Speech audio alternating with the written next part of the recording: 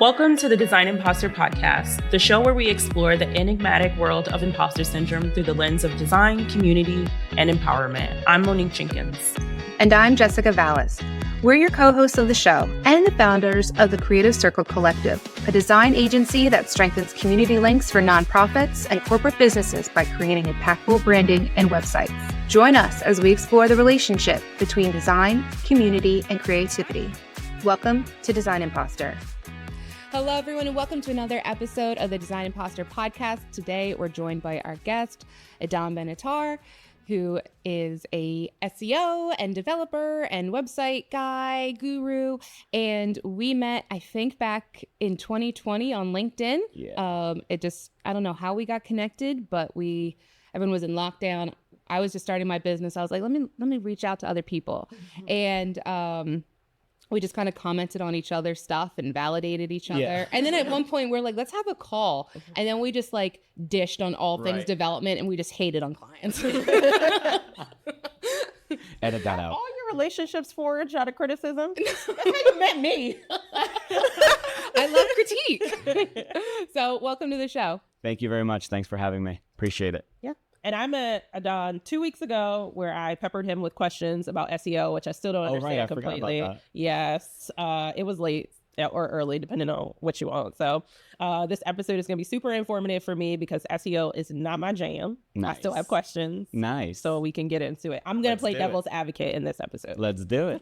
Love it. Thanks for having me. I appreciate it. Absolutely. So here's what you need to know. Adan is the founder of Weblime, a digital agency specializing in WordPress and Shopify development and marketing. And he also developed a software called Limey that does everything for an all-in-one website, social media thing. Yep. So you want to tell us more about yourself? Yeah, sure. So our agency is called Weblime. Weblime lets you, at Weblime, we develop WordPress and Shopify websites. We used to do social media and other forms of marketing, and we decided to kind of step away from that a little bit because of what we discussed earlier before starting to record, where things get complex with Hootsuite and a bunch of other softwares and everything that's kind of demanded in the market today. And then as we started developing products and, websites for clients and going through all their like hurdles and ups and downs, we saw a bunch of opportunities in place. So from developing Limey and also developing a few WordPress plugins, we kind of started dabbling into different directions of just generating more income for us that's a bit more passive than chasing dead on the service-based side of things. And you two probably know a little bit about that. And yeah, that's pretty much how all this kind of came about from 2020 when Jessica and I started communicating all the way till now. And now we have 2 WordPress plugins. We have Limey and we have Weblime, which is like the main kind of bread and butter engine that's behind all the products that we have as well. And of course, client work. I did not know that you had developed 2 WordPress plugins. Yeah, we have 2 WordPress plugins and it's going well. The latest one is called Light, so Liiteio. I hope I spelled that right. But no, so Liiteio lets you have like templates and a few bells and whistles for the Bricks Builder, if you all have heard of it, for WordPress, which I am a huge advocate about. Based out of Germany, they are amazing. If you know anything about the German culture, it is felt in the builder. It is amazing. And so our plugin kind of complements various aspects of the builder that are still not really matured yet. So like integrating with various APIs, you don't have to touch any code. You can just kind of plug in your API key and you're good to go. So, and then the other one is again from like a client need called Limestaff. Instead of integrating with a API and going through the coding route, you can just plug your API key. And then from there, you're good to go with just having a few features and capabilities to have your job board and a few things that Loxo, the plugin that we integrate with, the software that we integrate with, lets you do. So a mouthful, but yeah, got a lot going on. Nice. Can you give us a little historical context? So how did you get to this place where you now own your business and where you start? Sure. So I worked for a company called Platters. Our mission was to cultivate the culture in the office. A mouthful, but the bottom line is that we were a different version of Uber Eats, if you will, or Grubhub maybe is a better example of that. The focus was corporate. instead of going to like the consumer side where folks just open an app and, order food and it's like $20 or whatnot. So we focus on the big deals, like going to Apple, going to Google, closing huge transactions, and really just feeding the entire office and cultivating the culture, really. So from food all the way to bringing people that can do massage or meditation or any types of service for corporate stuff, which was huge pre-pandemic. Yeah. And as soon as the pandemic hit, there was no culture to cultivate in the office because there was no office and there was no culture in it. So very quickly we went from pushing millions for this company. I wasn't a founder, but helping in the DMV area. We had no business model really. So the company just went back to the drawing board. Still exists. They've rebranded, but they unfortunately had to let go of pretty much every person that worked for the company, aside from I think like 3 engineers that kind of just held things together while the founders were trying to figure out what in the world they should do with the money that they recruited and the investors that were like on their neck trying to get more funding and like, all that stuff that was going on. So to fast forward, I was part of like a huge round of layoff of a few hundred people that were let go in like a 20-minute Zoom call. So I experienced that. Love that. That just happened to me in January. It's great. Really? Just this January? Really? Crazy. She likes to have her hands in many pots. So she was working, she was doing her agency, she was doing nonprofits, doing the podcast. Like, I keep telling her to calm down. Yep. And it's an experience when you get that invite on your calendar and you know for a fact that you're literally showing up to show presence and you know exactly what's coming out of that conversation. Like, we were filming, not together, but like from the convenience of our houses. We were filming the podcast episode with Evan. And that was when Monique got the message that she'd been let go. And I was like, hold on. And so I said, hold on a second, I'm about to go get laid off. I already knew what was about to happen. We already talked about it. I was like, yeah, just give me like 5 minutes and I'm gonna jump back on the call. I just gotta go get laid off real quick. No, we did it. Go get fired. Yeah. No, but we re-recorded that because I was like, Monique, hello. She's like, I'm getting laid off right now. I was like, hold on, I'm getting laid off. Like, I gotta plan what I'm gonna eat after this. My go-to is pancakes and vodka. Whenever I get laid off, I'm like, I'm gonna go eat pancakes. And it's crazy because that's still like a lot of people are still experiencing that. Well, you just did in January, and it's by the thousands at this point from like really big companies, not just small ones. So I'm kind of happy that it happened to me so early. In the pandemic. It literally happened when like videos just started going viral, like coming from China and what is this and what is that and is it, whatever, like that whole situation. Before we even knew it, just the lockdown started trickling down in the US. We didn't really even know what's going on yet. And we were let go, I want to say 2 weeks into the situation. It wasn't even, I don't think it was like officially declared as like a pandemic. Wow. So I'm really happy. Like at the time, obviously it was like, fuck, I have kids, I have this, I have that. Like, what am I going to do? But very quickly it turned into a situation that I realized that was for the better. I'd rather just have that happen, figure it out, get it over with, because it's literally happening to millions of people at this point. Might as well do it then instead of like having it like, you just experience, which is so unfortunate. Get it over with. She saw it coming for months. Yeah, I was like, 6 months ago, I was like, I'm waiting for them. And we probably had done like 10 or 15 rounds of layoffs. So you expect it. And I also was like, I just wish I was in the first round because like this is taking forever. And I feel you. The anticipation of knowing it's coming, but like not knowing when, I was like, I'll just keep taking that paycheck for now, I guess. I do miss it. I do miss that paycheck, guys. I'm not gonna lie. And especially also seeing like, I don't know for you, but for us, it was like, okay, we know it's coming. Everybody's like chit chatting. There's like WhatsApp groups and iMessage groups. And then all of a sudden you're seeing this one's deactivated in Slack. And for us, it was hundreds of people. So you're seeing like deactivated. And you're like, fuck, I'm at 11. Like, and you're like, and like you're saying, Monique, like, you're about to just show up for protocol purposes. But even then, like, it's not fun. And it's not like I personally never have been in that position before. So like you're watching the deactivations on Slack and you're communicating with a few people that you're closer to in the company and you're like, all right, fuck. And then you're on camera and you're like, yeah, I get it. And then it's done. And you're like, what do we do now? Exactly. Like unemployment. Who's up right now? Like what is Trump tweeting right now? Oh, we are getting unemployed. Okay. How long is when is it? Yeah. So like, I'm glad that's all over with. So No, I love that because I think like, yes, I was you watching everyone get deactivated. I'm like, oh shit, did you just see that engineer go offline? Right. Oh my God, not him. He's the best engineer. I'm like, you're seeing looking at everybody it, go. Yeah, and yeah. I'm like pinging people, and then I'm like, oh, they just called me into a 15-minute sync. I'm about to go get laid off, guys. Yep. Whatever I didn't give you, you're not getting. Yeah, when I was part of the first wave of layoffs from Wells Fargo, and it took place like 6 months before the pandemic. Yeah. And somebody like maybe a couple months later messaged me and was like, "How do you log into this?" And I was like, "I don't work for the company anymore."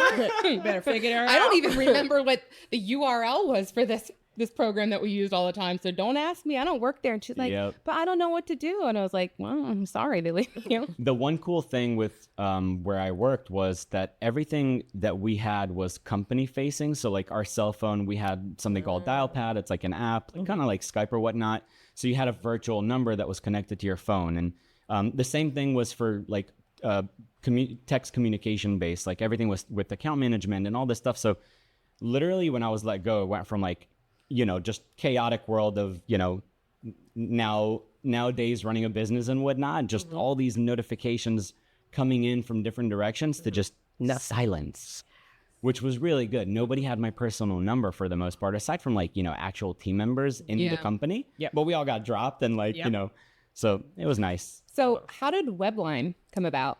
Yeah. So fast forward to that. I kind of felt like I had made a lot of money for other people for way too long. Yeah. And it was time for me to dabble into different, directions and see if I could somehow figure out a way where I would just generate money for myself. And I also felt like I experienced a lot of situations where, as far as like culture and all that is concerned, like I wouldn't get, not that I was looking for necessarily praise, but just credit. Like anybody who's been in a sales floor, I worked at Geek Squad and Best Buy and all these different places. But whenever if you're a good salesperson, and usually how they say like it's the 2% that handle the 98%. Yep. So that's what would happen to me. And it's not like me being cocky. It's just self-awareness at sales. I was really good. Yeah. And I was always the one that wanted the commission-based model and not the non-commission-based model and all that. So I always felt like I was making way too much money in other places, and I'm seeing 0.0001% of that, but not necessarily. And even in certain circumstances, like when I worked for Apple, their whole model was, we don't have commission, we're not selling, we're just providing to our clients solutions. And I'm like, motherfucker, I've sold 300 MacBooks and 200 iPhones in the last 28 business days. Yep. What are you talking about? We're not selling. I'm pushing shit. Like, I want to get paid for that. You know what I mean? Like, I'm working Oh, you're really gonna get the hard. iMac. You should also get the headphones. Literally, You that's should what get this too. that's Like what it is. customize the shit out of it. And so like going through all those different phases in my life, I just felt like I need to figure out a way where I am getting the money that I deserve to get for my, skill set, my capabilities. There's certain things in life that I suck at, and I know that I should outsource and have some other people that are really good do their jobs. And there's certain things where I'm really good at, and I would like to get paid for those, that little toolbox that I was blessed with. And so I decided to venture out in my own little world, and it was really convenient to do it while being on unemployment rate. Yeah. Yep. So that's kind of how it was born. And then through that phase, I realized that there's like an expiry date to my unemployment. And also, let's be real, like unemployment is enough for like cheese and crackers, but not necessarily for the bottles and the diapers and all the other things that you need at home. So I very quickly understood that this is cute, but like I need to figure out how to get this thing moving really fast. And my approach was, I don't know if we should dive right into that, but my approach was to just hit up I did a few things, some that worked, some that didn't, but really the kind of breakthrough for me was collaborating with nonprofits. And just I came from such a different world where I was doing something completely different, and it was more management than actually touching things myself with my bare hands. So I needed to like build a portfolio and just kind of show people, hey, I know what I'm telling you. Just give me an opportunity and I will show you. And they're like, well, let me see a portfolio. Let me see. You have client references. Do you have any referral, anything? Like, I had nothing to show for aside from saying, well, I helped build this office in the DMV for this company that just got completely annihilated by the pandemic. And there's literally nothing for me to, fall back on.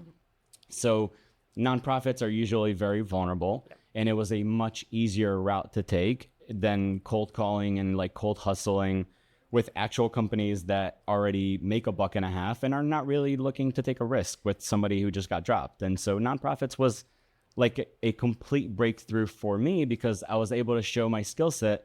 And even if I somehow needed to tell them, look, this is not really like what I am looking to do, it was okay. Where if it were, there was like a contract scope of work and that whole shebang with like a normal client relationship, that wouldn't fly. Like I would need to figure out behind the scenes, like, how the fuck am I getting through this contract and making sure this client is leaving me a 5-star on, Clutch or GMB or whatever's going on. Like it was a different ballgame. So nonprofits were huge for us. I can relate to that because when I got laid off from Wells Fargo, everything was proprietary, everything was confidential. So I left no portfolio. Yeah. And then I had joined a local networking group and everybody was small business, trying to grow their own small business and networking with other small businesses. So all my first clients ended up being people from this networking group. And once I redesigned everybody's website and did all their branding, I was like, all right, well, I'm not getting referrals, so I'm out of this group. But like small businesses, they didn't have much of a budget. And at that point, I was just desperate to build up a portfolio. Right. So, and I did want to touch really quickly on getting unemployment because I had filed for it a little bit before the pandemic hit. And I was collecting, I had just given birth and they start calling me and they're like, you need to come to unemployment classes. You need to come in and sit on this, this thing on, writing your resume and doing this. And I was like, I know how to do that. Because at the same time, I knew I was starting my agency, but I still sent out because you had to show that you were applying for jobs. Yeah, I forgot about that. Yeah. And it was huge too. They wanted proof that you're applying to, I would literally just apply so that I had like screenshots to show. Yeah. And some things were teasing me because I was like, fuck, I want to be on my own, but this shit looks really good. Like this job that I'm like pretending to apply for, I might bite if they respond to me. You know what I mean? If they respond, I might say, hey guys. Yeah. So this woman's calling me and she's like, you need to come to this thing next week. And I was like, well, listen, I've got like a 1-month-old. Is there a place for me to nurse? And they're like, you can't get a sitter? And I said, no. Not for a month? I was like, no, I'm supposed to be on like maternity leave right now. Like I can bring the baby because I was bringing my youngest Finn to networking groups at that point. Like I was going to like the BNIs and stuff with like Finn in a, hell yeah, good on you. And everything. And I was like, is there a spot for me to nurse? Like, or can I go do this? And they're like, no, you have to be in attendance the whole time. And I was like, well, I guess that's the my unemployment. That's wild. But I want to tap into something that you say, because I am doing a lot of mentoring with students from colleges right now who are having a really hard time finding a job in this specific economy. And sometimes you just got to do it. Like, I think one of the things that pulls through in your story to me is like, you got to a point where you were like, hey, what I always say is these companies that we think of as high and mighty, they're put together with duct tape. Any little thing could happen and this whole organization could fall to pieces. Yep. And when that happens, you need to have a plan and you need to be able to stick to your plan. Yep. And you need to make it actionable. It can't be something that's a fantasy, because I hear students say sometimes like, yeah, I'm not really sure. I have students who have graduated but have been out of work for like a year or 2 years or 3 years at this point. And they're like, I don't really know what to do. I don't really know if my resume is good. And I'm like, you had 3 years. Like you've been sitting for 3 years waiting for a job to come to you. It's not going to come to you. Right. You need to turning looking for a job into a job. Where's your spreadsheet? Where's your numbers? What do you want to do? And everyone is a little ambiguous about that. So I like the idea of being like, okay, I got laid off. That really sucks. Can't be in a victim mentality for too long on that. How can I move forward? How can I progress? Okay, I know I don't want to work for another company. I was making them a lot of money. I want to be able to make myself that same amount of revenue. How can I get to that point? Right. And then where do I start? Okay, I don't have a portfolio. I don't have these things. I'm going to start with not-for-profits. There's a little give there. They're willing to accept me as I am. I know I can learn and grow in that space. How can I do that? And then once I get to enough of a point, I'm saying, you know what? I have everything that everyone's been asking for. I can go kill it. Right. And I think that sometimes as a student, you don't necessarily see the process they only see the end, which is like, now you have this successful agency and you're doing all these amazing things and you're probably profitable and all this other stuff, but they can't correlate where you've been to where you're supposed to go, and they don't know how to make that journey. So I always love it when people tell us like, hey, it wasn't easy and I just had to figure it out, and this is my steps for figuring it out, because it helps students to figure out that for themselves. It's the typical saying where the overnight success that you just saw on TikTok or YouTube or whatever the fuck you like to, just, doom scroll or whatnot, that was not overnight success. There's a 10-year journey behind that, and it probably started out of some backyard or garage or whatever that story is. And there's a lot there. So I agree with it. And the bottom line is, I think, is it comes down to it. Show your worth. Yes. Figure out a way to show your worth. I think when you break things down, like for me personally, I was debating if to show my worth through this nonprofit thing that I realized that I could do, or maybe even through open source. Anybody that knows development, there's so many, platforms, WordPress, for example, that we all use. Just go to WordPress.org, look at everything that thousands of developers worldwide are working on, and make some commitments, like literally commit code to the platform, to the repository of WordPress or whatever platform you want to do, and show your worth. And if somebody sees that you're sitting there committing code that is now worldwide used by like whatever the statistic is today, like over 40% of the web, somebody's going to see that and say, you know what, this guy from the WordPress development team or whatever is maintainers. This guy knows what he's doing. Like, maybe we should just outsource some work for this plugin we're working on to him.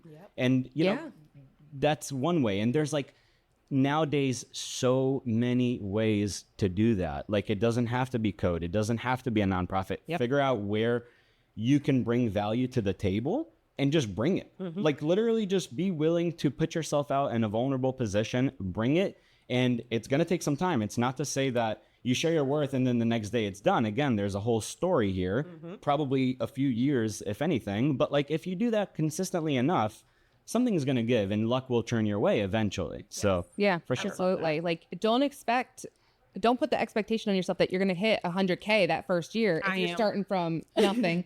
Well, no, I mean, my story is different. Don's story is different. It is. And you have to start from somewhere. So like my first year, I made maybe like 70K. Very upfront about that. Fair. The next year, when that was pandemic, I think I did like 32 or something along those lines. Like, the first year. It was not an impressive number. People were pinching dollars. It was not a good year to start being an entrepreneur. And everyone can relate to that. But then the next year you had the portfolio and you're like, all right, I'm going to go crush it. You get your 6 figures and you're like, okay, time for me to get contractors. For sure. Start outsourcing and just scaling things out. And honestly, it's also a great way to just get some experience also. Like, maybe you have set in your head after college or whatever situation you are in life.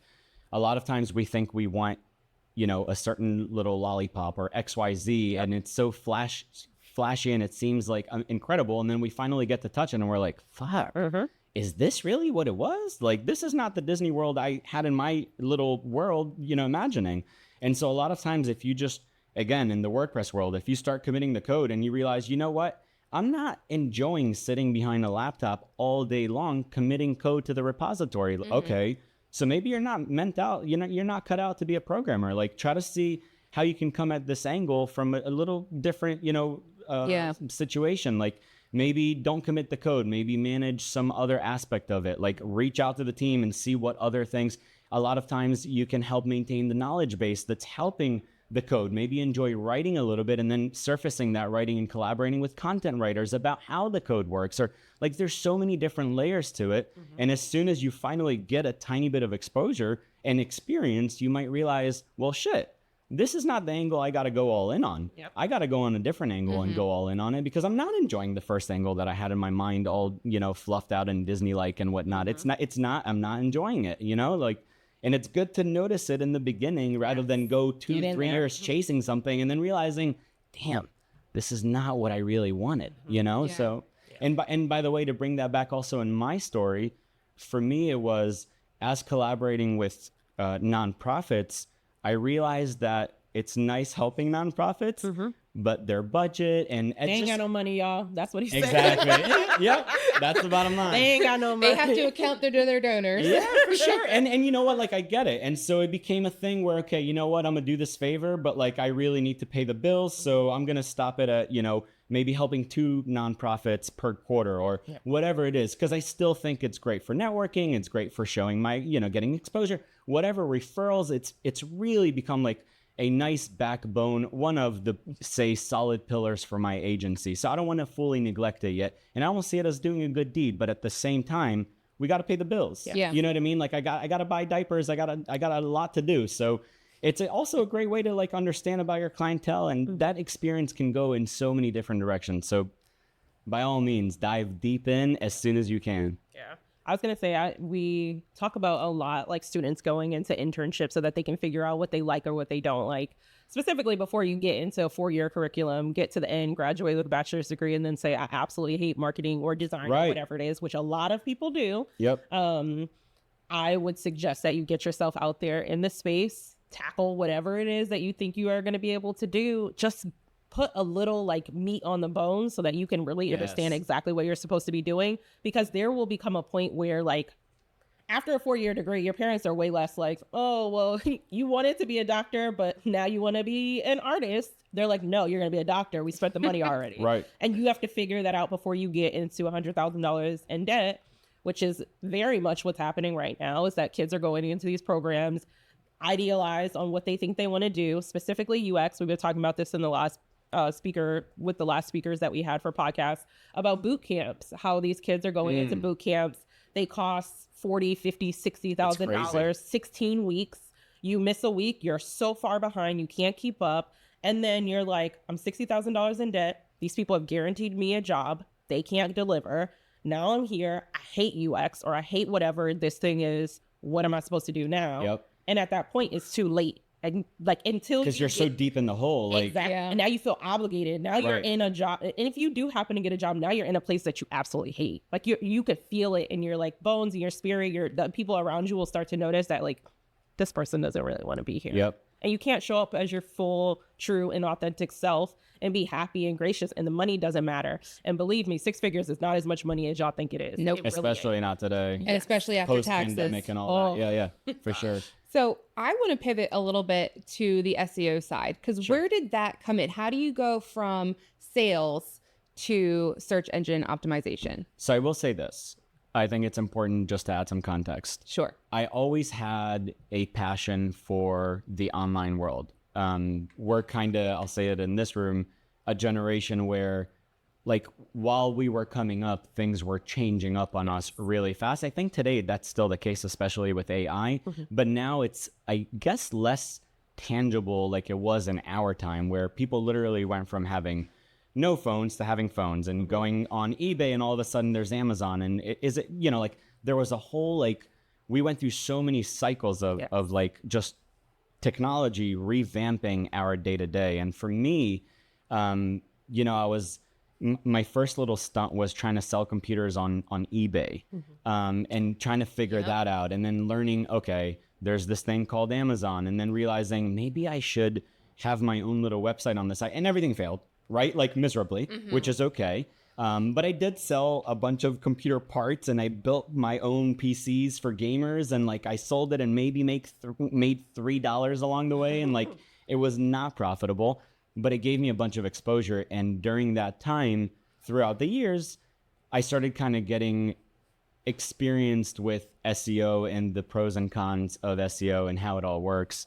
And one of the projects that I really went deep into was heavily based on SEO. It was called thetarlife.com. It doesn't exist today. It'll forward to Limey.io, just for SEO purposes. Get that link juice that I worked on for years prior. But the idea of a tar life was what medium.com is today. I had this idea of, there's like this thing called Pinterest that's like exploding with images. What if the same concept happened, but for authors and like writers? And they had a platform where they could go into, and then there was an audience, and this whole thing, right? It failed miserably. It was really hard. I had to pay a bunch of authors. I was working full-time to just completely offset my income with like this expense that I was having over my head. And I wasn't on my own at the time. And it became really challenging. But the one thing that came out of it was I learned SEO really well because certain articles all of a sudden hit. And I had to kind of reverse engineer and understand, why is this article performing so well? I thought this author was not even that good. But he happened to nail the way that he was writing and the keywords that he was using, and everything he did, or she, whatever it was, it worked really well, and Google loved it. And there was a reason Google loved it. And so I had to kind of reverse engineer that and slowly understand why it's working, why other ones didn't work, and how to also boost up the ones that didn't work and make them work, right? And not everything can work, but if there's some basis to it and some potential, usually you can push them up in the rankings. So I'm going to play devil's advocate on SEO because I'm good at it. So can you give us a little bit of an explanation of what SEO is? I feel like it's a buzzword. A lot of people keep saying it, but people don't know what it is and why it's important to their business. Yeah, sure. So SEO as it's an abbreviation for search engine optimization, if anybody just happens to not know that. And the idea is that you push your ranking in Google upward. And Google is kind of, up until the AI started surfacing from like ChatGPT in that world, Google was just king. Like if you're not on Google, then you're not online. That's the bottom line, really. There is no more like yellow pages and all of that like we used to have. Google is where it's at, and that's where it ends. So the goal of SEO is just getting yourself to go up the ranking in Google. That's the bottom line in a nutshell.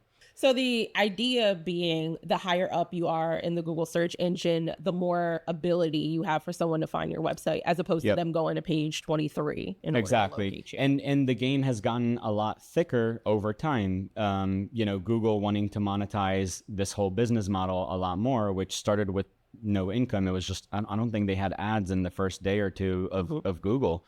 And over time, they started introducing ads, and then those ads started kind of fighting for real estate on that first page and second page. And then all of a sudden, ads kind of tagged along with you when you got to the second and third and fourth and fifth and whatever page.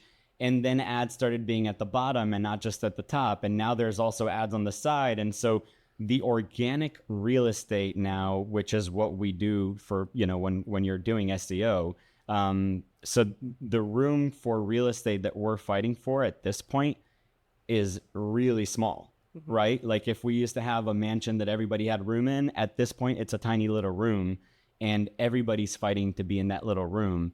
And the fight with AI has also kind of turned up a huge notch where now it's like 1,000x harder because anybody can do anything with AI. And the fight for that little room that, Google has left us with is really big. So with AI, a lot of people are using it for like content generation. Is Google catching on to what is AI generated, what is human, and disqualifying some content? So this is, I think this can actually be a whole podcast on its own. It's really fascinating, especially to me, because like I live this thing every day. So the other day, this was like 2 weeks ago, we get a call, I answer it. And one of the things I like to ask at the end of the call, you probably do the same, is, by the way, how'd you hear about us? If the conversation actually has some meat in it, right? Like I don't ask it with every person, but if there's an interesting convo, I usually end it with, by the way, how did you even, and the answer was, oh, I have this AI app. And I'm like, ChatGPT? Oh, no, it's this other thing that my neighbor that's a friend recommended. And I'm like, well, shit, that's cool. Yeah. And so I asked him, like, what did you type into the AI that I was, and I was like, damn, that's pretty good. Yeah. I'm impressed by myself. Like my own, this is. Look at me. Yeah, I'm not, what do you mean AI is like pushing me? What do you mean? I was shocked. It's not an answer you hear every day. And it was like the first time that it happened to me, I was like, fuck. AI is relying so heavily on the existing content that the SEO game has gotten harder, but it's actually turned to a different direction now. Because if you think about it, AI relies completely on existing knowledge and logic, right? Like as of now, I know that you can listen to like how they want to make it smarter and to learn to reason, and so that we can ask really hard questions. But as of right now, where we stand, Google just signed with Reddit, so that way every single Reddit post is exposed to Google's algorithm, and ChatGPT can't crawl Reddit. They've blocked, you know what I mean? Yeah. So there's a whole game there. And so now there's all these different AI models that are relying on different sets of knowledge base, where I might come up as, say, a second recommendation in ChatGPT, but shit, if you go to Perplexity and you're using a different language model, then you might see completely different recommendations because they rely on Yelp. And they have a different, contract with Yelp, and Reddit, got dished out by Google, but Yelp and Microsoft are having fun together. So like, it's a whole thing. And then, so that conversation kind of got me realizing, because for a little bit when AI started surfacing, I started thinking this might be the end of SEO. Like if everybody just starts using AI, where does that leave room for SEO? And as soon as like that happened, it hit me where, okay, SEO is not fully going away. The competition is a lot harder. And that little room that I described is really, really small, and it's getting harder to get into. But once you're in it, now it's amplified to all these different platforms that we're not even in charge of. And like, you can't push an ad as of today, as this recording, you cannot advertise with ChatGPT. We can't influence ChatGPT, if you will, in the more direct manner that we can influence Google's algorithm, or at least what we were able to influence it up until, today or yesterday. So it's a really interesting discussion to like, if you look at the influence that SEO is having on AI, they actually go hand in hand, and one is not kind of riding over the other and eliminating it. So pretty cool. I think it'll be really interesting when we get to the space where you can buy those results on AI. Because eventually it's coming. You might be able to. It's coming. Well, here's an interesting one for you. I was listening to, I listened to Pivot, which is a Kara Swisher and Scott Galloway, a really cool podcast. And he was saying something interesting, Scott Galloway, where we don't realize, because so many billions of dollars are getting kind of just tossed at anything related to AI, but there is no business model that's actually profitable with AI. ChatGPT is deep. I'm talking deep in the hole. If it wasn't for Satya Nadella and Microsoft and that whole relationship, we would not have, as consumer users, ChatGPT. When you're using ChatGPT, there are no ads. Like, there is no proper business model as of today for AI. And one place that it might go is that while we're communicating with this AI little friend that we all have nowadays, depending on what model and whatever the hell, but we all have these friends now, and these friends are going to be advertising to us while we're communicating with them. That might be one direction that they take when they do have to turn a profit, because as of right now, everybody's like, well, just keep innovating. We want this to happen with video and audio and this and that. But when the CEOs of the huge firms that are funding this, whether it's Meta that's funding AI or Google now that's funding AI, all these companies, they're pouring billions and competing with one another. But at the end of the day, when they need to turn a profit, what's that going to look like? Yeah. And how is that going to kind of bring back AI for a little bit? Because the same thing happened with Google.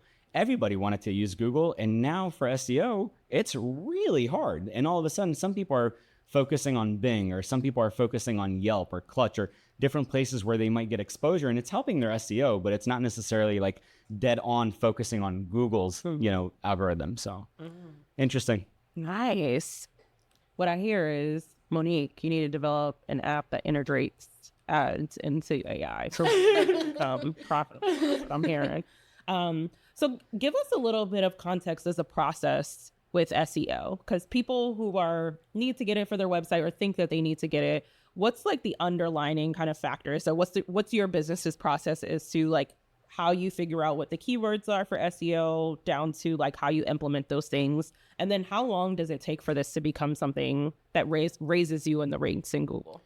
Yeah, sure. So I think it highly depends on like the product that you're dealing with, the landscape that you're in, whether you're pushing a certain type of mission statement that's really, just in a thick environment where it's really hard to push it, or whether it's just there's less competition, it's a little easier. It also comes down to if it's like local or nationwide or international, and then it's just completely different ball games between them all. People often hear just SEO, and unfortunately, term. It's one bucket, but it really is not. You can really be super successful with local SEO and never have to bother with any other form of SEO. And there are many. And you can say the same statement about nationwide SEO. Like, you can really be good at garnering and bringing in traffic to your site nationwide, but not necessarily be so big specifically in the zip code or state that you're in. Interesting. So that's a whole thing right there. As far as like the steps that we take, it comes down to a few. So first off, obviously, we do some basic research and audit on the environment that we're looking at, and what's like the tech stack that we're going to be working with, and what is the existing exposure. And that doesn't necessarily mean just for the client or the website that we're working on. Like, if, say, for example, I'm trying to push a home improvement company, we'll use that as an example. Are there competitors in this area, or is for some reason home improvement in this area not a good thing that we can push? Like, what is happening here? And what that helps us understand is, if there are competitors that are ranking, what are they ranking for? And then we can kind of reverse engineer it and go back to our client and start to kind of, play along. And first off, just make sure that we're in the same line as for what competition is doing and how our client is looking. And that's usually like a very basic level. And then from there, we need to start now doing things that the competition is not doing. And then we'll start to kind of get a bit more creative. And again, this has also gotten really crazy because of AI. We used to be able to influence Google's algorithm a lot more by just having a blog and stuffing it with keywords. And if you knew how to play the game from that direction, you can really rank well for, blog posts. And then you have internal links that slowly feed, and it's like a whole funnel internally in your in your little bubble, where those links are slowly feeding into the homepage or whatever service page internally that you're pushing. With AI relying so much on, different platforms, even that has gotten really tricky, because we can't just toss up a blog post and start to rank. Now we need to make sure that we have a good Clutch profile. We need to make sure that we have a good Yelp profile. We need to make sure that somebody is active on Reddit, because if you're not active on Reddit, then all of a sudden Google. This is I one didn't of. even think about. This Reddit is one of. side. By the way, side note, this is one of my biggest, more recent, like, kind of like, whatever, is somebody needs to be in every single brand, company, you name it, active on Reddit. Yeah. If you're not, you're literally not following what the market trend is looking like. Make some notes. Oh yeah, listen to this. Yeah, I was gonna say, we use my previous company, we use Reddit for user testing, like interviews. We would put calls to action on Reddit, have people respond to those call to actions, and pay them $50 to go through our application flow, because people are continuously on that platform, always engaging. And it was just really easy to get some people. Now, I did get a lot of African princes telling me they could send me $10 million. Never panned out though. But it was a really good platform to get the type of engagement we were looking for without like going through a platform like usertesting.com in order for us to, pull in a populace of people. So I will agree with that. I'll give you two reasons, and when we'll carry on with not focusing only on Reddit here, but two reasons why it's stupidly important for you to be active on Reddit. The first one is the biggest search engine in the world just publicly signed with them and didn't hide it, that they will feed them billions, so that way the data in Reddit is exclusively provided to Google, aka the biggest influencer in search in SEO is Reddit. Yeah. That's the new model now. Right? Well, where it used to be Yelp and other platforms. And now Google and Reddit have all of a sudden become best friends. And you cannot neglect this platform. And the second reason is Reddit just went public recently, right? They made some noise around that. Guess what the second most famous website in the world is? Is it Reddit? Reddit.com. So if you're not focused on Reddit, and you're running an online entity of any sort, and you need traffic, of course. Yep. I know that there are some businesses that they treat their website more of like a business card. It's for protocol purpose. I get that whole thing. But if it's not, and in most cases it's not, and you really need to push, and you're neglecting Reddit, I mean, you're really just like ignoring market trends, ignoring what's right in front of you, written black on white. Like you cannot ignore this. reddit.com. I've already noticed when I do searches on Google. Oh, yeah. Reddit It's the pops first up. thing that pops up. And Yeah. but are people more inclined to like click over to a website to read a full answer, or is it almost like the Amazon effect where you see a product, you go right to the reviews before you like read the product description and you like invest in reading? Because if the product reviews aren't that great, then you're like, I'm going to skip on this. But when you go to Reddit, people are kind of giving their product review on, Right. you know, different things. So I think I did something like garden related, and I was like, when is the best time to plant the zucchini? And like in Pennsylvania. And then there was all these people like chiming in. Well, I actually got it to happen in May. And other people were like, oh, you got to plant it in June, like stupid stuff like that. Yeah. But by reading the reviews, you're like, well, I didn't really need to go to a blog like and go through. It's like, you know, when you're going looking for a recipe, you're like, I really didn't need to go through somebody's life story to find out when I should plant zucchini. Yeah. So I 100%, now that you're talking about this, I'm like, oh yeah, it makes sense. And I would argue that it's one of the harder platforms to actually get active on, because if you really want to do it right, then you can't just, when we say, you know, get active on Reddit, there's all these reasons that justify that we just covered and more. Well, what does that mean? You can't just go to Reddit, open an account, and say in our world, you know, just a few months ago, you could just do a blog post, you know, optimize it, get some backlinks, start, you know, doing that whole thing. And as it goes up, once it's in there, it's done and you're good. With Reddit, you need to open an account and you need to really get active. There are moderators in every single subreddit that treat the subreddit differently. Completely. For the most case, for the most part, there is like, you know, the don't spam, don't this, don't solicit, whatever, like that whole thing. But like after the first 5 rules, then it kind of gets niched down to like specifics. If it's about pets or if it's about this or whatever. And to be active in the subreddit and an active member, you need to play your role. So you can't just go into Reddit and open an account and say, well, I heard this guy on a podcast and he said Reddit, so let me just start. Yeah, I can get backlinks. It's great. The DR is high. Like, da-da-da.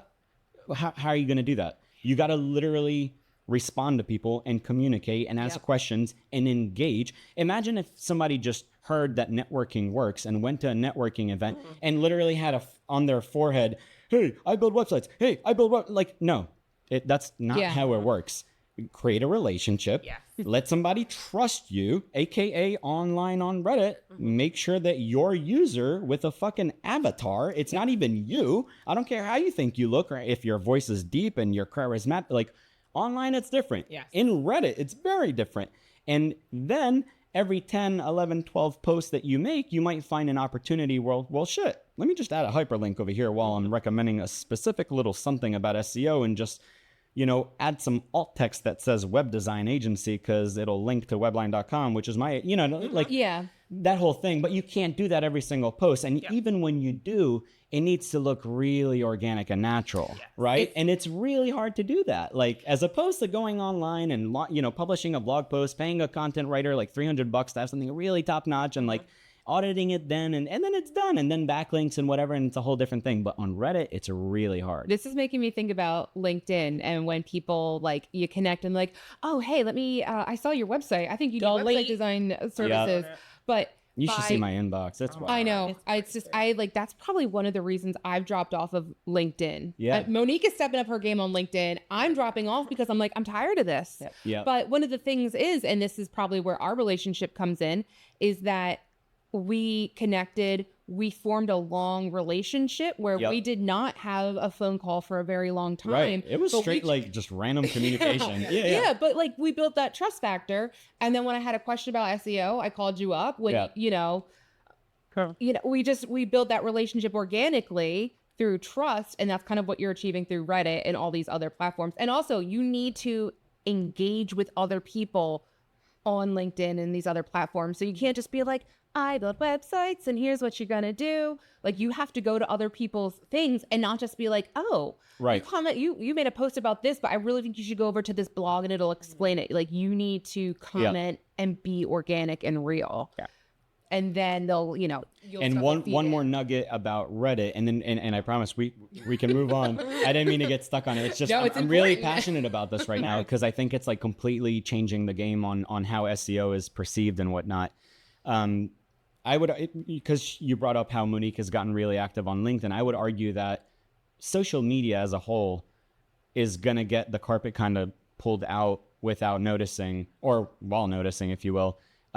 Because if you think about it, only YouTube and Reddit are platforms where when you have content that works, it can literally be pulled up years down the road. Yes. We've all been there where we had something that really fucking bothered us and we needed a solution. And all of a sudden a random ass Reddit post from 4 years ago is what gave us the solution. Yes. Or, true story, my wife gets angry, the washing machine gets fucked. I don't know what's going on. And I'm like, damn, do we really need to drop right now $2,000 on a random washing machine when we just moved into the crib or whatever it was? Yeah.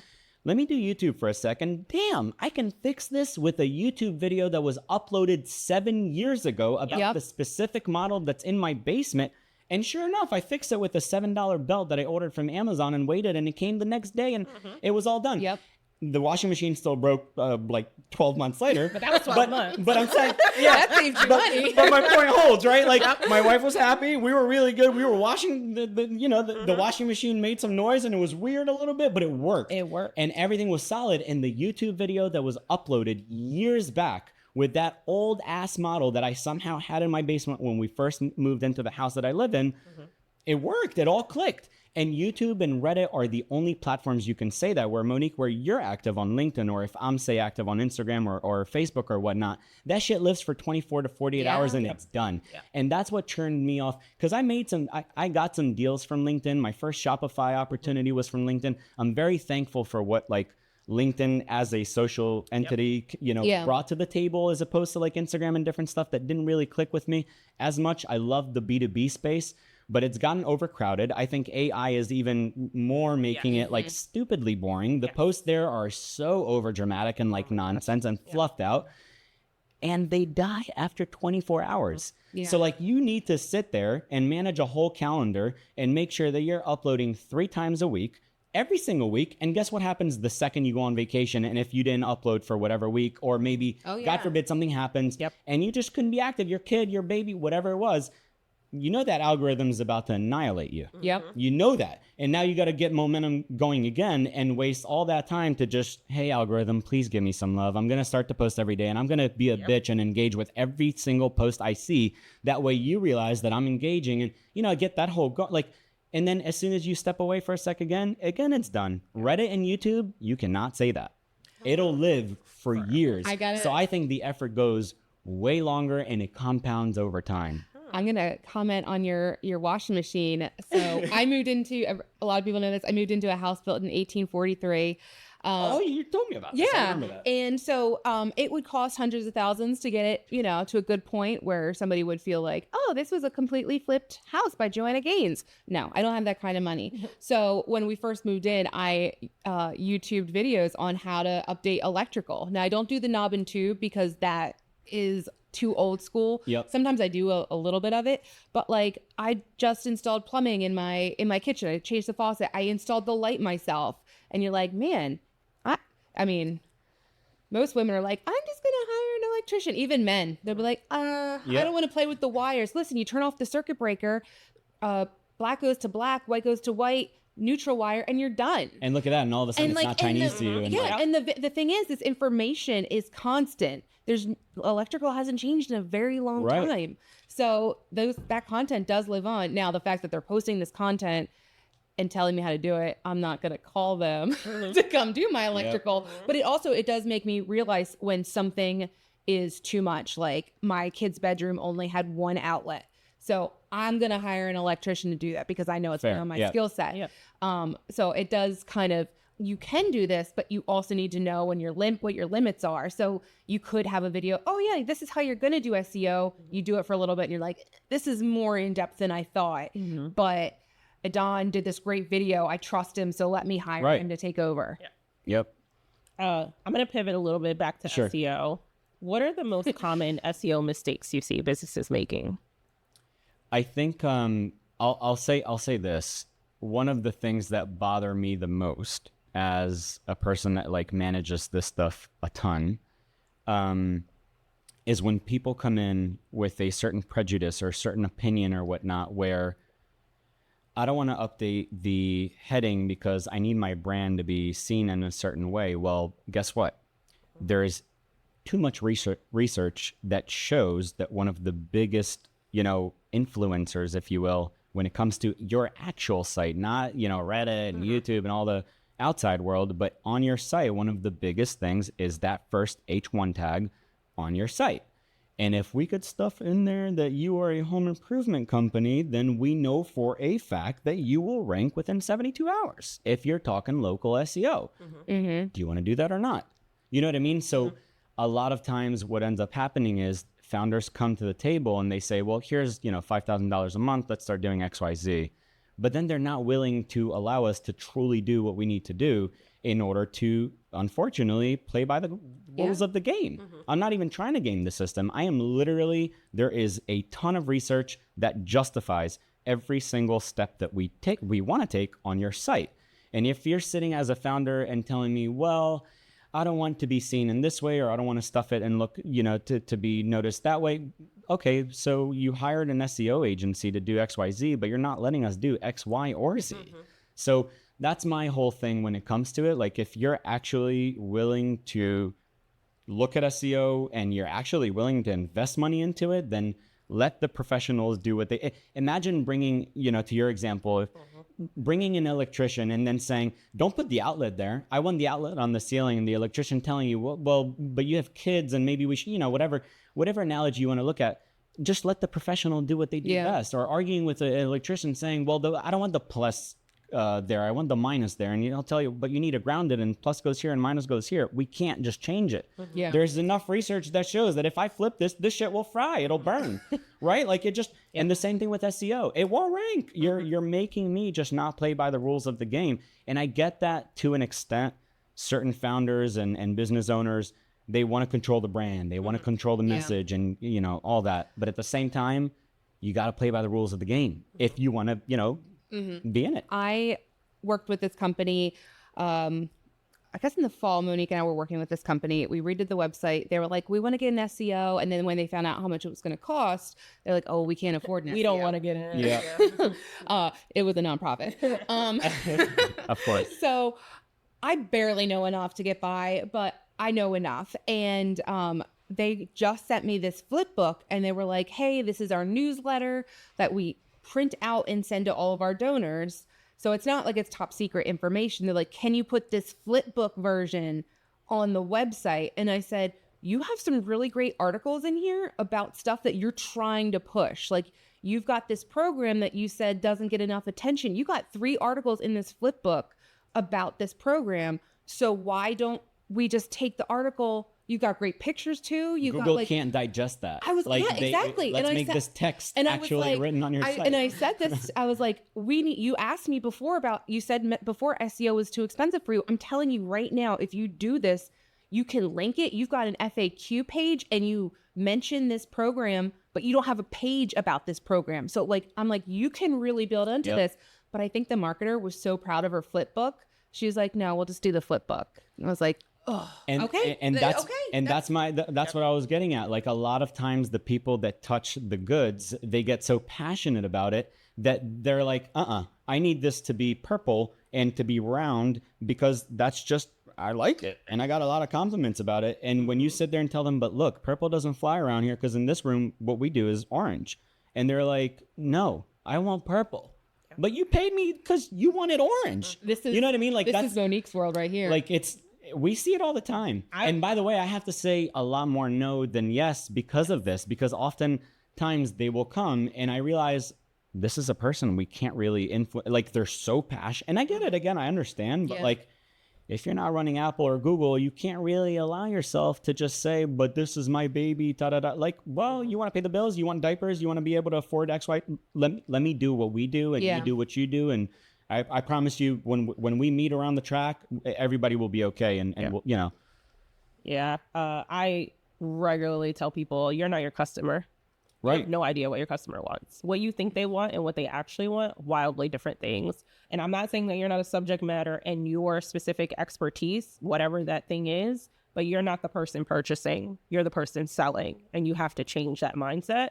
And if we have to do something random that maybe you don't understand or use a color that you don't really correlate with, we're going to have to do what we have to do. And if you're not willing to trust me, then you hired me for no reason. Right. I'm happy to take your money, and I will. But I was like, but you're doing yourself and your business a disservice. And the only thing we're doing is sitting here arguing. And I do charge a tax for people getting on my nerves. So let's Or just be honest. when you've said something, they say no, and then they come back later. You're like, well, that's time and a half. Yeah. I tell people all the time, I'm like, if you come to us and you're like, hey, I need a logo or I need a website, I give you the price and you say, oh, I can get this cheaper on Fiverr. I'm like, go ahead.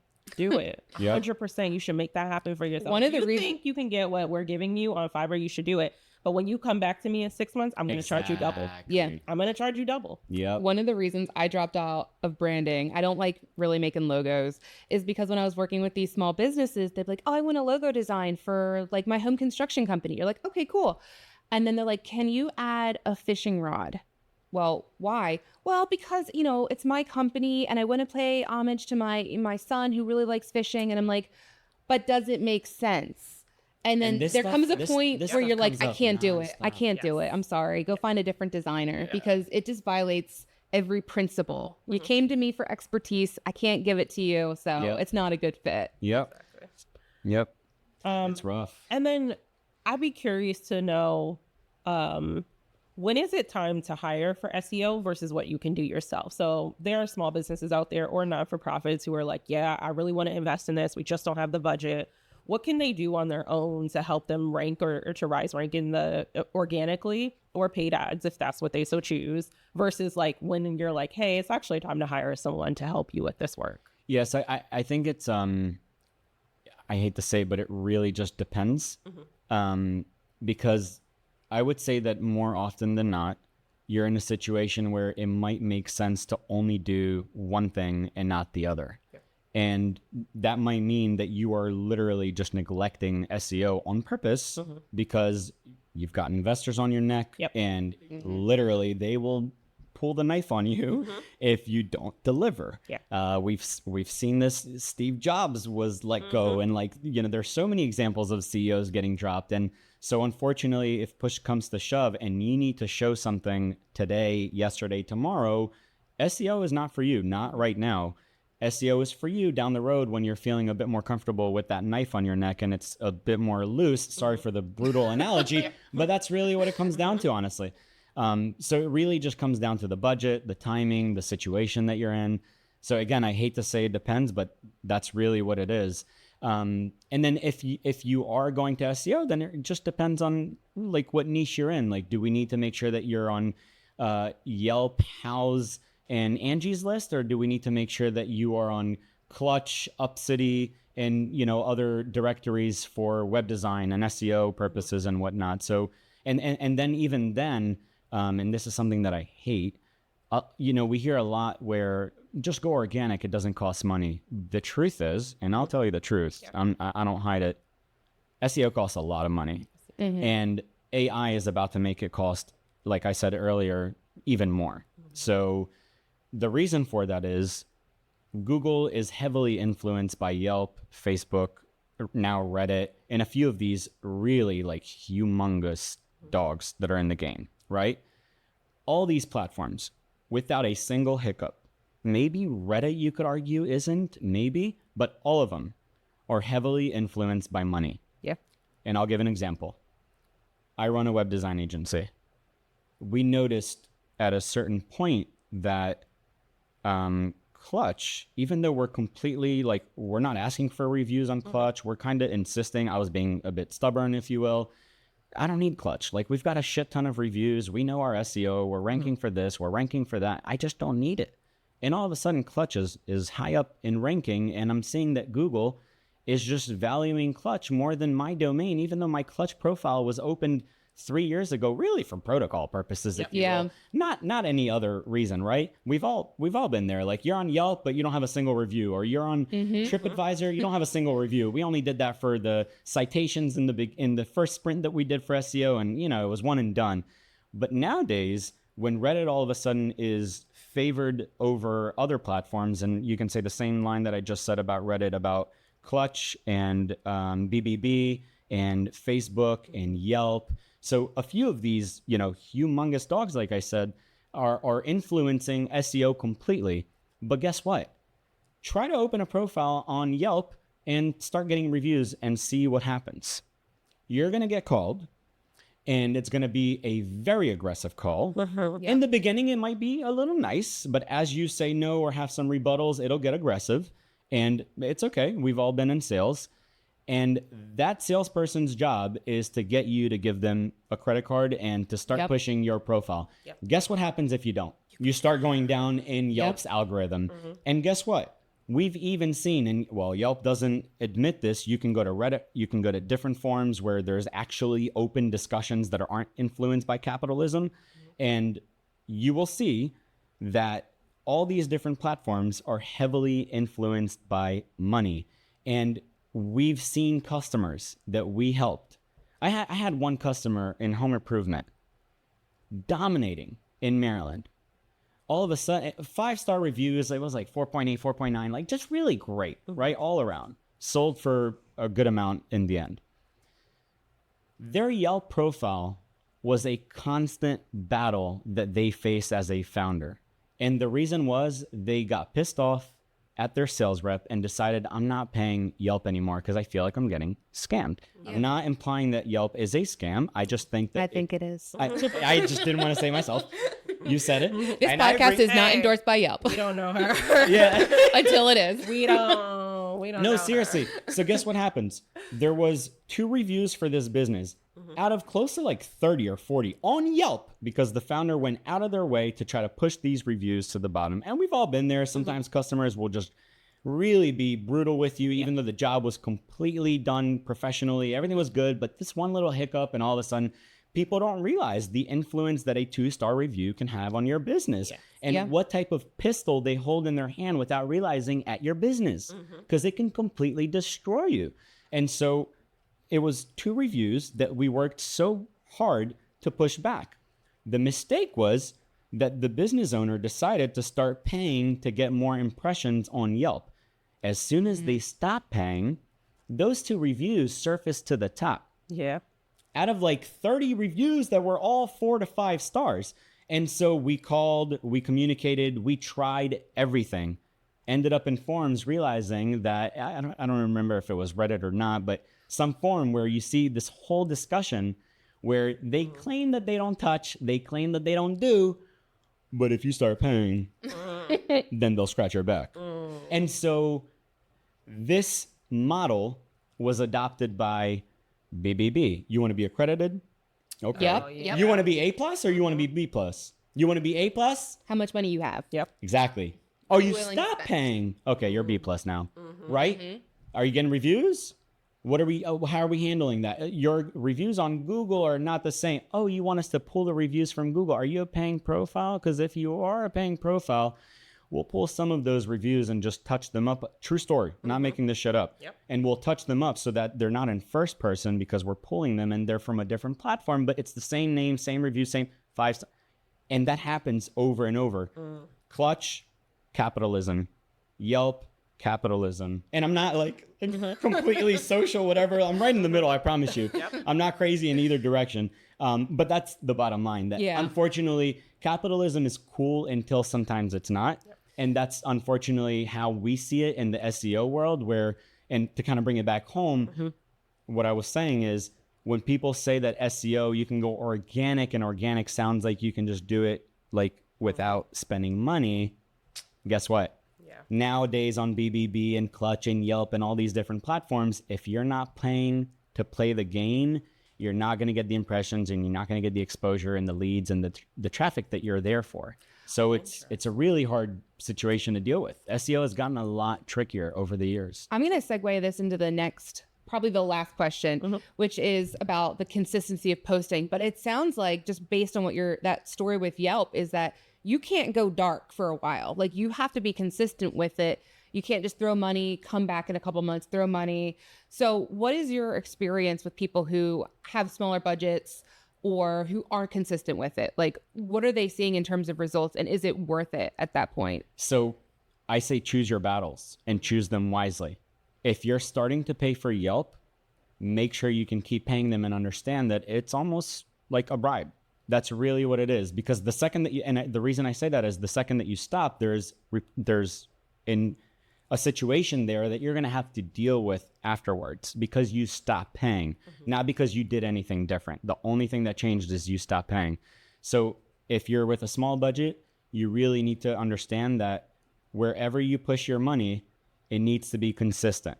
If you're doing a blog, stick with it for a minute, try to outrank some blog posts, focus on that.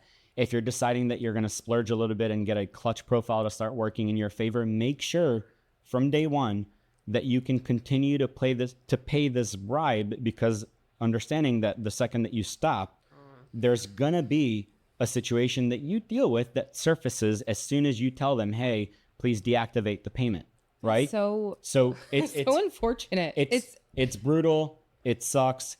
There is not a single platform aside from Reddit, and I promise I'm not influenced by Reddit at all. This podcast was sponsored by.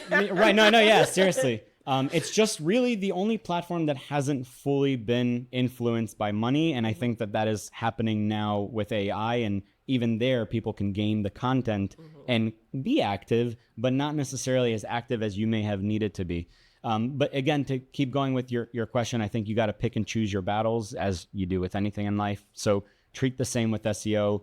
If you're focusing on your site for a minute, then focus on the technicality of your site. Make sure everything is tidied up. Make sure everything is looking good. If you're starting to splurge a little bit, even then, focus on specific directions that you want to take. Don't try to win them all. Yeah. If you think that you can go ahead and have a really sexy Yelp profile and a really sexy Clutch profile and a really sexy BBB and on and on and on, there's Upsity and there's Design Rush, and I'm speaking from our world, but like this shit goes on. If you're in home improvement, it's TripAdvisor and not TripAdvisor, Angie's and House. It just goes on, and sometimes they acquire each other, and you just got to play along. Yeah. So if you're not ready to play simultaneously in all these different fronts, then just choose your battles and fight in those specific battles properly and equip yourself, rightfully so you can actually win that little battle that you chose to fight. And you're going to have to keep doing it. Right? With AI and all these different little innovations and changes that come up, you're going to have to keep doing these things. So it all depends. I have one more question before we wrap. How much per month should you be putting aside for your SEO? So I know sometimes we have clients who have smaller budgets. I don't know, they can do $1,000 a month. Is that a good enough number, or do you really need to be at $5,000, $10,000 a month? And this is a long-term game, so you need to have that money for at least 6 to 9 months. So here's how I would answer that, and it's a small little tip in it. If you choose your battle wisely, then your SEO in today's kind of landscape, it can start paying off from day one. Let's take our world as an example. Say I start to focus on SEO and I say, you know what, my battles are technicalities on the site itself, so on-site SEO and whatnot, and all that whole thing. And then I'm going to focus on Clutch and LinkedIn because that's my world. LinkedIn might take a sec, but as long as you're super active and kind of feeding the beast, it'll shake your hand and give back. With Clutch, that's going to work in your favor. You're going to get really, really solid traffic from day one because your profile is getting pushed. Unlike, say, maybe Yelp, that's a bit more general traffic where people are looking for random services from a plumber all the way to whatever the fuck, a haircutter, anything, right? But if you choose your battles wisely, you can have some logs in the fire that are actually kind of evergreen and helping you feed your beast along the way. So while you can focus on some SEO fights that you chose for yourself, say LinkedIn, your Clutch profile is already actually feeding you really PPC traffic, if you will, from day one, right? Maybe you're not seeing the pay-per-click kind of play out in the way that you would see it on Google's platform or Meta or whatever other platform allows you to do that. But that's the concept. You're paying them for impressions, and the impressions that Clutch will give you, and I'm saying Clutch, again, it can be Angie's List, depending on your niche, find your directory, G2 if you're SaaS, Capterra, find where you can go, get listed, work on that profile and make it look super fucking good, drop some dough on it, have it stay consistent, and that traffic that's gonna come your way is gonna be super strategic, because who goes to G2? People that are comparing software. Their state of mind is really warm, as opposed to going to a nonprofit and building yourself out and going to Yelp. And you know what I mean? Like, the traffic is really hot. If we're talking about top of funnel, lower funnel, this is as hot as it gets. To get traffic from Clutch, where people are literally comparing web design agencies, and to have somebody just click all of a sudden and land on my website, that's as good as it gets. Yeah. Now, whether that converts or not, that's a whole different ballgame. But to get the traffic to land on my site, we could do that. And to get that really, really hot traffic, a directory can offer that. And so if you play SEO right, you can actually, in today's landscape, it is what it is. It takes money to make money, unfortunately. Back in the day, you could be a really good blogger, but you can be, you know, creative and whatever with your words and the way that you articulate things with your writing. And, you know, you could explode on Medium or whatever blog you have on WordPress. Nowadays, it's pay to play, even organically. And if you do it right, you can have one of these directories already flooding your website with really, really robust traffic that converts, right? Who goes to Angie's List? People that are debating about contractors. Who goes to, you know, you could do this like nonstop. SEO, go to UpCity. Like, there's so many different platforms. Just make sure to choose yours wisely and keep going with it. And also give it the time of day that it deserves. This is not to say that after you listen to this, you go to Clutch and it's one and done. No. You got to rub their back. Like, you got to play it right. When they're asking you for a Zoom call, I know it sucks. Get on it. Get on it. Learn who your rep is and make sure that rep likes you. Because if they don't, I don't know what buttons they're pressing, right? If it's Yelp, I don't know what buttons they're pressing, but that shit gets pressed. We know that for a fact. And if you don't believe me, go back to forums, directories, where all these discussions are happening, and you will see for a fact every single platform is completely monetized with money. So if you are paying, make sure to choose your platform wisely. And if you're doing SEO, don't go all over the place. Get to know your rep, whatever platform you chose, rub their back, make sure that you're giving the money that you need to give. Do it slowly. It doesn't mean that you need to just go and, you know, and the traffic will flow. And then once traffic flows, then you're, you know, playing a different ball game. I mean, you literally live in a day and age where if you decide today that you are opening a haircuttery in Maryland, okay, you can literally have really solid traffic today for your haircuttery website that went live this morning. That's as good as it gets. And you can have it done where SEO is working in your favor alongside of paid advertising, really. That's what it comes down to, because they start scratching each other's back, right? Because a backlink from BBB or a backlink from Yelp or a backlink from Clutch or all these different places, they're fucking solid. When you get a solid backlink from Clutch, your DR goes up. It goes up.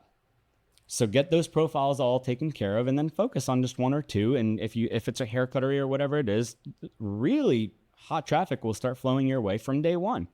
And then just figure out, why is it not converting? What's going on? Do we need to do this? Do we need to do, like, there's a whole thing there. So that's how it goes. This has been awesome. I've learned a lot. Yeah, me too. I'm glad this wasn't like, I've listened to other podcasts about SEO and they're just like, let's talk about keywords. Like, We're not there anymore. Yeah, this episode is going to be called SEO, Reddit, and AI. Listen, nowadays, Reddit. Nowadays, anybody can open, go pay a subscription to Ahrefs or whatever it is, and just see low hanging fruit with, less competition, with low competition and whatever it is, and like kind of just find some opportunities there and just anybody can do that. Yeah. A 10-year-old sitting in whatever can just do that. You got to get a lot more creative and know what you're doing nowadays to really do it right. Yeah, which is probably why I don't dabble and like hack the social media like TikTok. I'm like, that's for the kids. Yep. Do what you're good at. If you look at me, social media for a little bit, I kind of got sucked into because it's addicting, and you kind of get into this thing where you're like, oh, I'm getting likes, I'm getting this, I'm getting that. It's helping, but is it really? Yep. And is that time that it's requiring you, again, that LinkedIn example, to manage so much content that literally dies after 48 hours? Yeah. Is your time being handled properly? Or maybe that time can be to just kind of get to know your rep on Yelp or Angie's List or Clutch or whatever the fuck, whatever it is. And also Reddit or, find some other opportunities. So it can go a long way if you do it right. And again, like to get on Ahrefs or Whitespark or BrightLocal or all these little software, like anybody can do that now. Yeah. You got to really get creative and do it right. Yeah. So, Well, this was a really good chat, and I appreciate you coming in. thank and you all for talking having me. with I us. appreciate it. Thank you, LinkedIn, for connecting us. Not sure how it happened, but it did. And we got to do it again. It was fun. I appreciate it. Yeah, absolutely. Thank you so much. Thank you. Thank you. Awesome. That's a wrap. I'm hungry.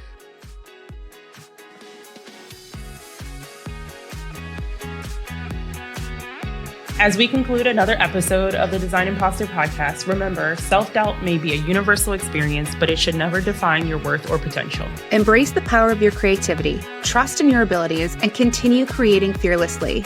You belong in this space, and your contributions are invaluable to your community and those around you. Thank you for being a part of the Design Imposter community, and don't forget to subscribe and follow us on Instagram and Facebook, and leave a review to help other imposters find us. Until our next episode, keep those headphones ready.